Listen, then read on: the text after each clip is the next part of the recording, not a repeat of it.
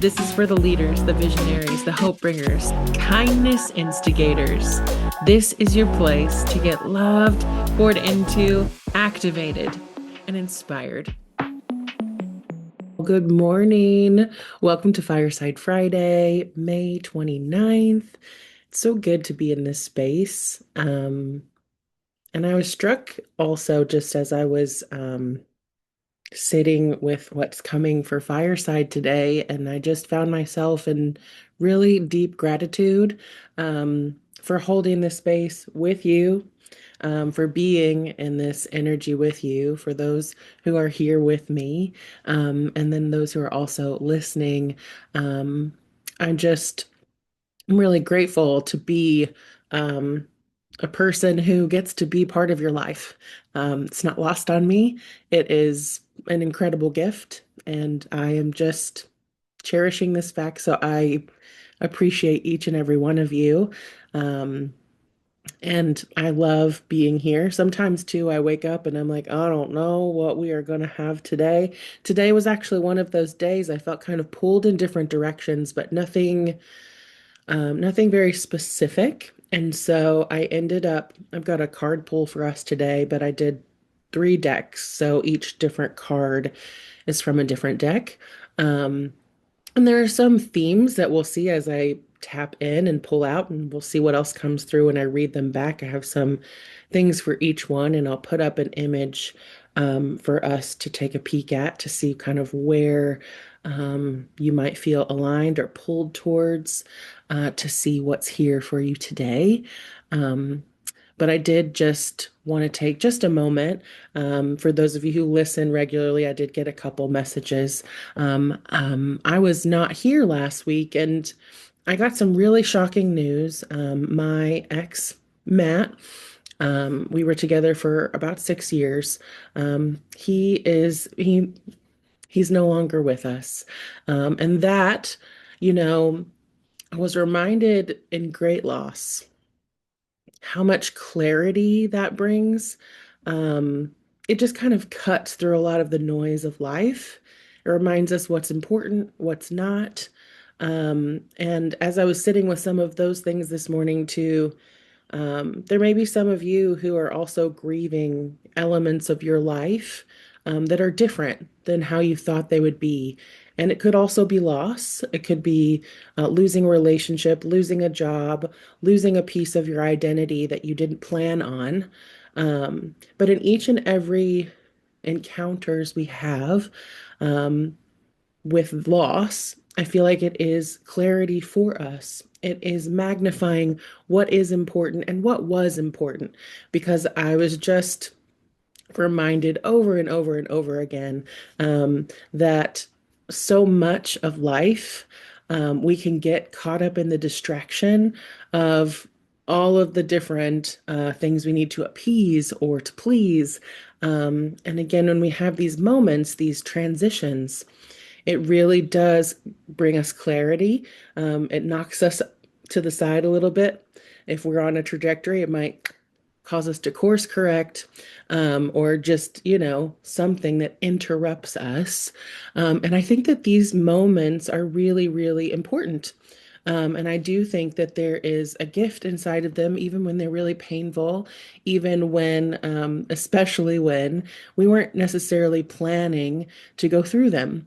And I think sometimes too, when you're in the midst of that change, when things feel super uncertain in a world that has really drilled into us that certainty means we're safe, um, I just want to be in the invitation and the reminder, especially for this time that we're living through, that the only thing certain about life is uncertainty, that we are never going to know what we are going to cross. And we may still have impressions of that. We may get messages, we may receive signals and have a sense.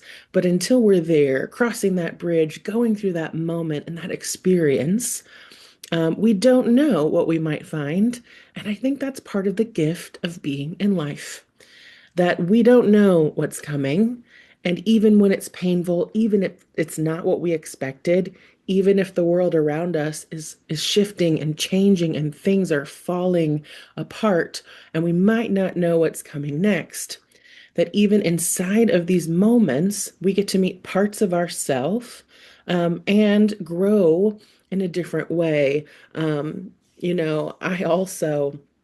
was thinking about this earlier this week as well, is that I have a really bad sense of direction. Like, and it's one of those things too. Like I could sit at a stop sign and I'm like, my gut says left. And my head goes, that probably means we should go right.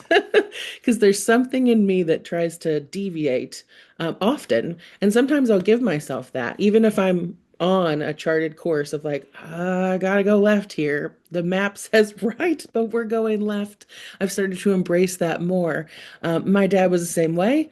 He had a really like challenging time. Unless we like, and for me too, this is just a fun fact if you all don't know, like street names, west, north, south, I'm like up, down, right, and left. Like you say north, I'm like, that is a ceiling. That is what happens to me. I don't know. The it just it is what it is. But what is really beautiful, and I watched this modeled in my dad too, is that if we would get lost, he didn't treat it as something to be upset about. Yes, if we had somewhere to be and someone was counting on us to be there on time, yes, it was a little stressful. But at the same time, it became like, well, I wonder what we'll find down this route that we wouldn't have seen. I wonder what might occur or what might happen because we took a wrong turn. And I think that's so interesting too. Again, when we feel like most of the time, at least from my experience, when we have this idea of how life is supposed to go, it usually is formed from some kind of idea around the certainty of a path or trajectory. Or it could also be things that we inherited. Like for me, my expectation when I was a little girl was that I was gonna I didn't even really consider what I was going to do for work, honestly. I just wanted to get married. And that wasn't even just religious conditioning. It has always been a desire since I was little that I would have a great love. That has always been there for me. And so that even for me has looked different and has cast different things. And well, I will say this, like Matt really was my first love. And it was a great love in a certain type of way. It just wasn't my forever love. And I still have love for him. But there were things that I learned about myself in that relationship, and in the context of that mirroring for me that I couldn't have learned on my own, because we need those mirrors and we need those places where we are growing with each other and finding our way. So, again, if you are in a season where life has looked different, where you are, maybe you thought, I'd never be in this place before. Where can you find the beauty or what you're noticing or what it's produced in you to be at this juncture? That you might have missed. You might have missed out on. Sometimes too, we always want to go, well, maybe there'll be a waterfall here. And maybe it's not something that we find classically beautiful on that detour, but where can we find the beauty? Where can we see it with our eyes and appreciate it in the context of what we're experiencing? And just also noticing if there are repeated messages coming through, or you're seeing the same number or color, and then getting curious about what that might mean. What is the spiritual meaning like for me? What is it that's been coming up a lot? Turtles. And I still haven't looked it up quite yet, but that feels more connected to Matt. And there are layers with that as well. Anyway, I want to get us to our cards. Let me pull up my image here for us. So here are our cards. And if you're in a place where you're listening and you can't view, the first card is a tree, but it is also the image of a tree being reflected as above, so below. And if you can see the card, what I love about it is a like reflection of the two. So I've got a tree reflecting. on one card. Our middle card here is more like a vulva of light. It is really like a feminine sophia. It's like a gold crown around a vulva, red, gold. Um, and then we have our final card, which is a owl with a compass. Owls have also been coming up for me in the last few weeks. I'm just sharing because maybe that's also resonant for some of you. And that last card is a little more teal in color. Sometimes I think too, at least for me, I'm surprised sometimes when I'll go to a reading and I'll know that my personal preference is usually one thing, but I feel really drawn to this other thing. And sometimes that does come down to color. All right. So our first card we have is from our Earth Magic deck. And I feel like we had her or this card recently, or it's been coming up a couple times. I'd have to go back and listen to Firesides, but we have a spring equinox, rebirth. And it's hard to see. I'm going to try.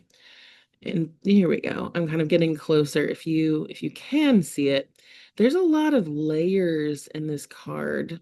There are so many. Oh, look, it zoomed in for me. That is so kind. There are so many textures, but if you look into it, like under her chin, there is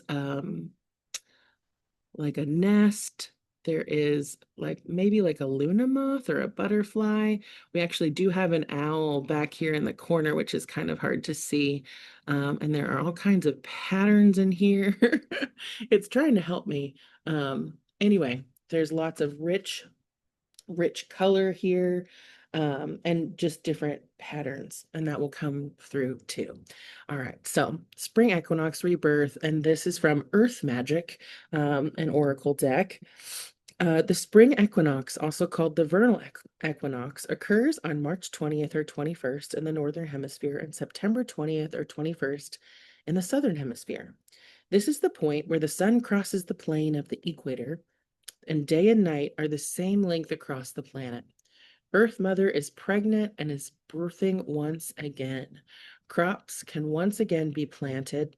This card features a rendition of Ostara, sometimes called Oester or Easter, Eastre. I don't know. A Germanic goddess of spring. Ostara is also a Northern European name for Astarte, which means womb, and it is another name for Venus, the goddess of love, passion, and creativity. The Christian holiday of Easter stems from the goddess, and in this card, we see some archetypal symbols of the spring equinox that represent the rebirth of the world, such as rabbits, eggs, and flowers. It is indeed a time for renewal. You thought this passage you had been through would never end. Just as certain that the light of the world fades every few months, it makes its return and the earth rejoices. The fresh breath of spring sweeps away the cobwebs acquired from the absence of the light. The light is now obviously increasing as nature begins to emerge in all her many forms, shapes, and colors that remind us of the continual cycles of Earth Mother. The cycle of rebirth you are experiencing follows a considerably challenging time.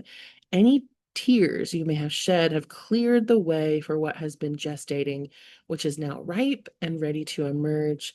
That which no longer serves you needs to be put to rest so that a freshness and newness of spirit can make itself known to you. Sometimes birth can be painful. Sometimes birth can be painful, particularly in that passage just before delivery. Yet what emerges can be fresh and beautiful. Be with the emergence of this next cycle and faith and grace. Um, and it felt appropriate also for humor because whoever this card is also meant for, if you're listening, there are those of you that it has felt like a slog, like might be painful. It's been really painful. And talk about change. For most of you, I feel like this is almost emotional in your transition, and it has been surprising how difficult or how nuanced all of it has been. But I feel like too, what's happening for you, and I is that what you're birthing right now is also going to only amplify through time. And even though this is spring equinox, it feels to me like whatever you're birthing or putting a lot of energy toward will really gain some momentum or traction for summer solstice, which I think is in June or July. You can look it up. But that feels important. That because what I was hearing was summer solstice, even as I was as reading it. Yes, this is equinox, it's a passing of a threshold for the spring, the card itself, but that feels important to say. Um, the other things that were coming through earlier when I was sitting with the energy of this is that there may be things also in this process that are simply hiding in plain sight, asking for a fresh perspective, something that may be right in front of you that feels challenging to see. I feel like more of that is going to be illuminated with this blue moon that's coming. We have another full moon coming up here on the 30th, I think, 30th or 31st. Um, And so there's going to be more clarity that will come through. You're in the right space. You don't need to fear. There still may be some birthing pains. There still may be some transition. But this is also kind of a rebirth of your world or your perspective. And so that has taken time. It does take time. And there could still be things that you're kind of negotiating, but it felt like noticing your patterns, really paying attention to the things that are serving you and the things that aren't. Because with this newness, with this fresh breath, with this fresh start, and even if it's something that you've been doing that you're putting a twist on, um, that you'll have what you need. And there is no try not to stay in the energy of the pain that you've come through, that the transitions have caused. Even though it is still important to note and reflect on some of those areas, um, it feels like almost not PTSD, but that there are elements of this that you're kind of clinging or holding on to because you fear you might experience them again. And when you're holding like that, you're actually causing yourself to experience them again because you are literally thinking about it and chewing on it and holding tight. So if there's a way where you could bring yourself some closure or some peace of trying to release, maybe a fire ceremony of some time where you write things on paper and you burn them to as an act of releasing, something like that may be helpful if it's still feeling kind of consistent, like something you can't shake. um and yes, and so the invitation here is to think about what's more painful, to cling to what was or to make space of what you're birthing now. And again, there is no wrong choice in that. It's just a matter of what you want to continue experiencing or what you're ready to experience now. And that is completely up to you.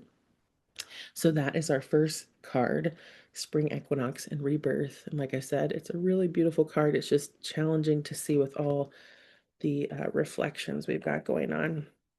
Okay, our second card here is Rita of Cassia. This is coming from the Divine Feminine Oracle. Here she is, right here on it's the patroness of impossible causes. I am miraculous. My prayers create powerful channels of possibility. Who she is. Saint Rita of Cassia's life demonstrates the power of prayer to shift even what appears to be an impossible cause.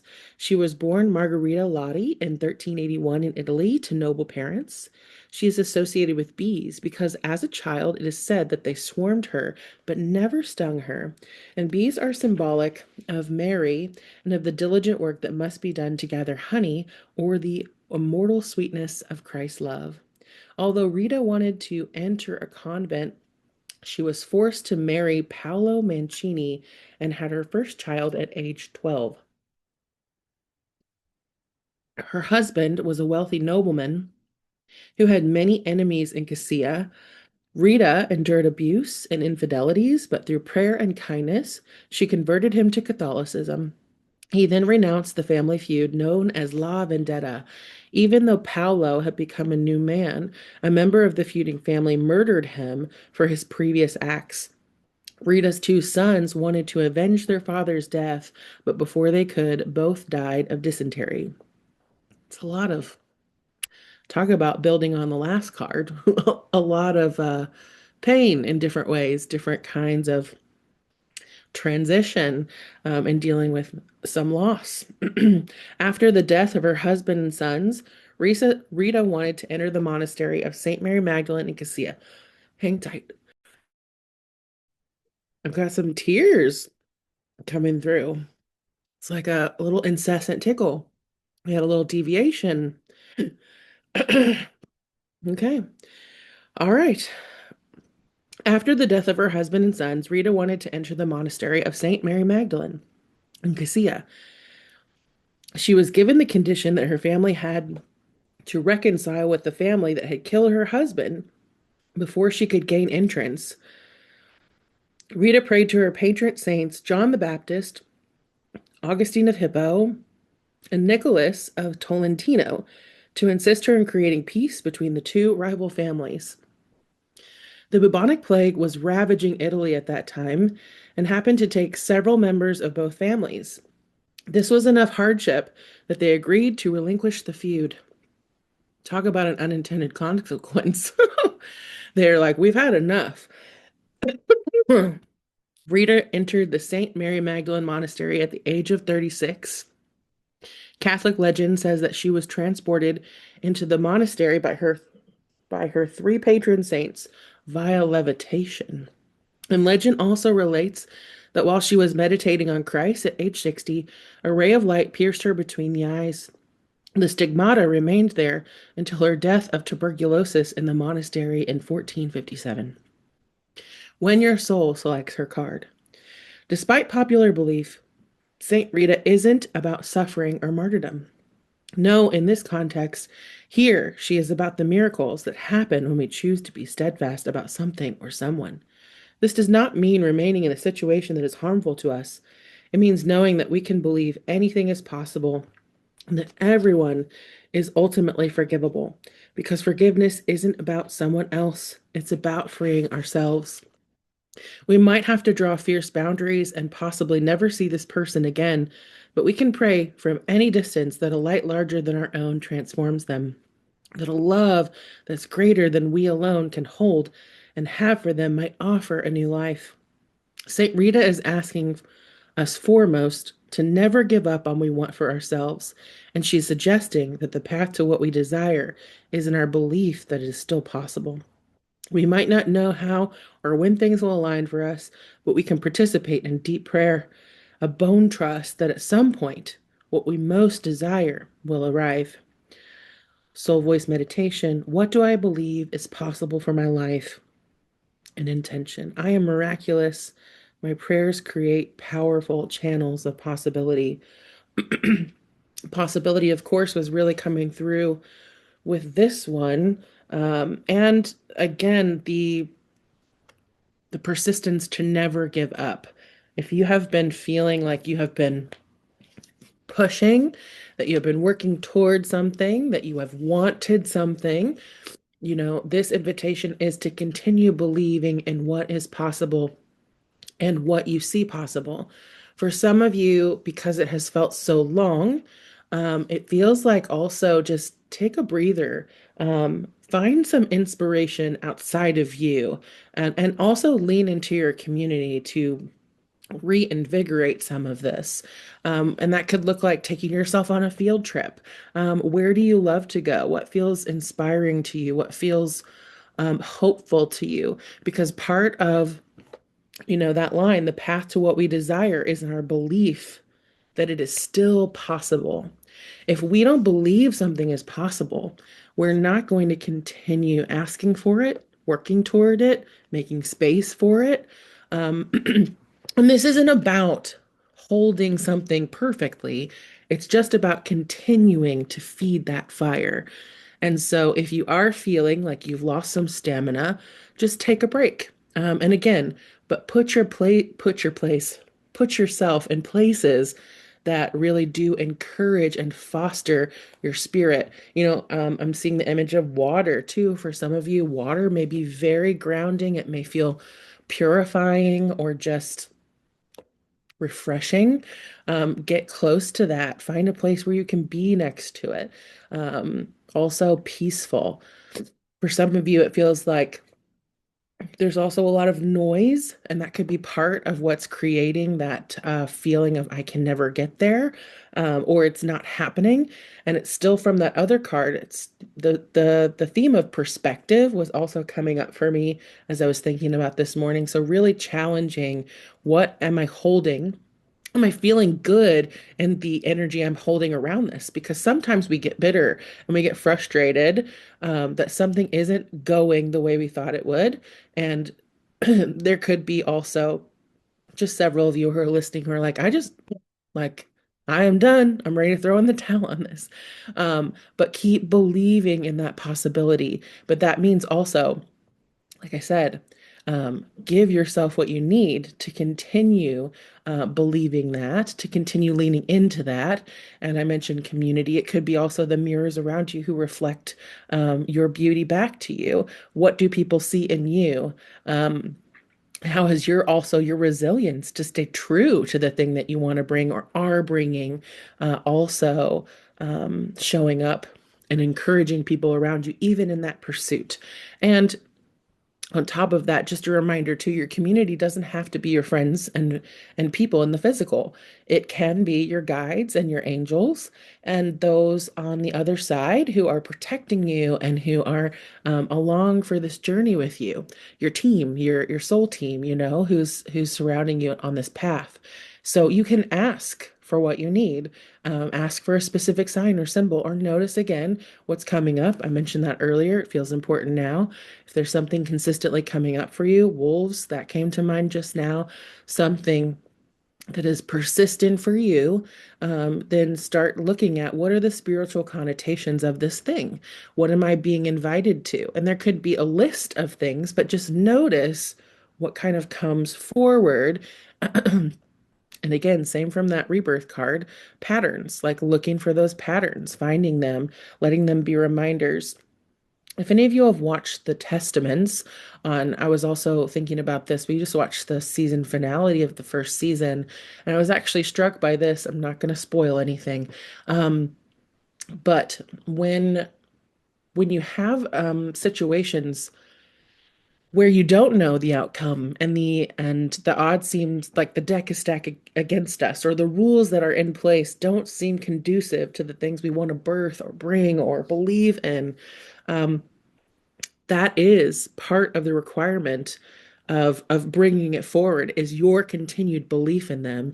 And I was struck by thinking about, if these girls in the season finale did not believe that what they were going to do, well, they had a feeling that what was happening is not possible, but they pushed anyway. They tried in each fear that they were in personally to move something forward. And it took each of them believing and at least trying on the behalf of this thing that could come to fruition for it to come to pass. And again, I was reminded of, even like spokes on a wheel needs the different spokes to turn it, like to hold the center in place.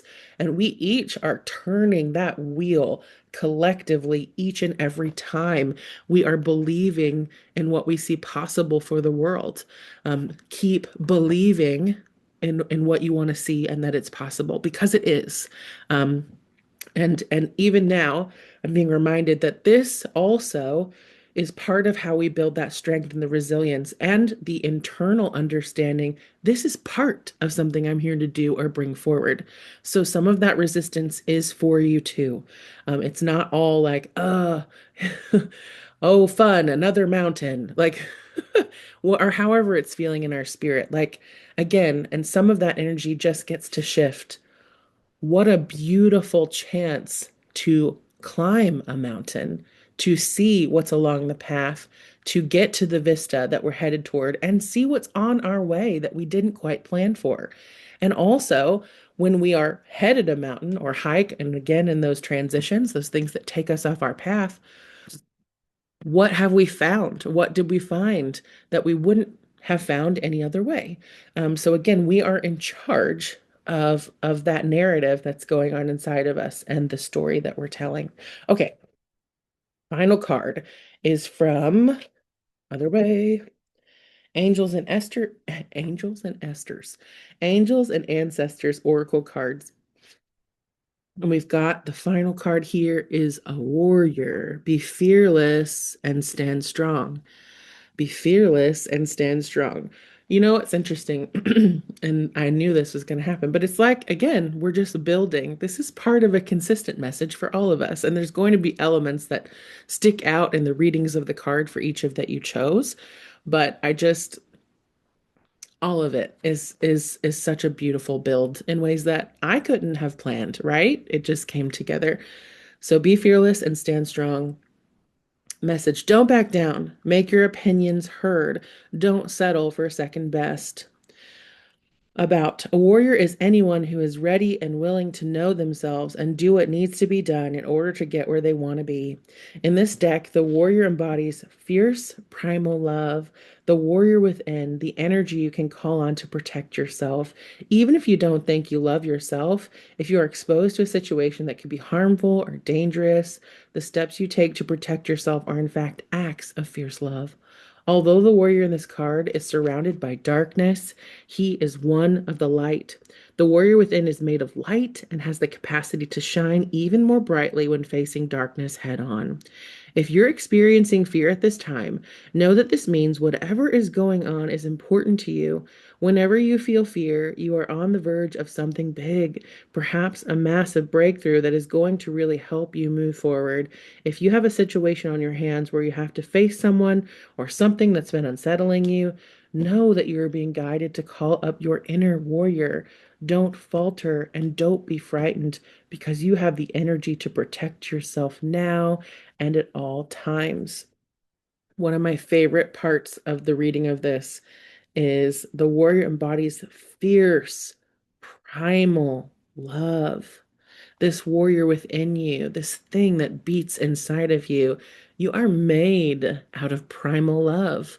I was reminded too, it's not also just the thing within, but also that the love that made you is primal too. You can lean into the strength and comfort of knowing that you are here on purpose and with so much love and intention.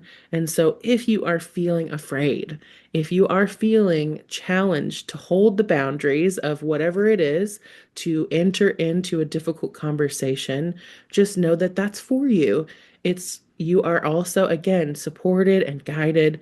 And although it might not feel comfortable to do those things, the invitation is to stand in the strength and again, when we don't feel like we have enough, to remember that we are always supported. And if you aren't feeling that way too, how can you create more of that in your life or invite it in?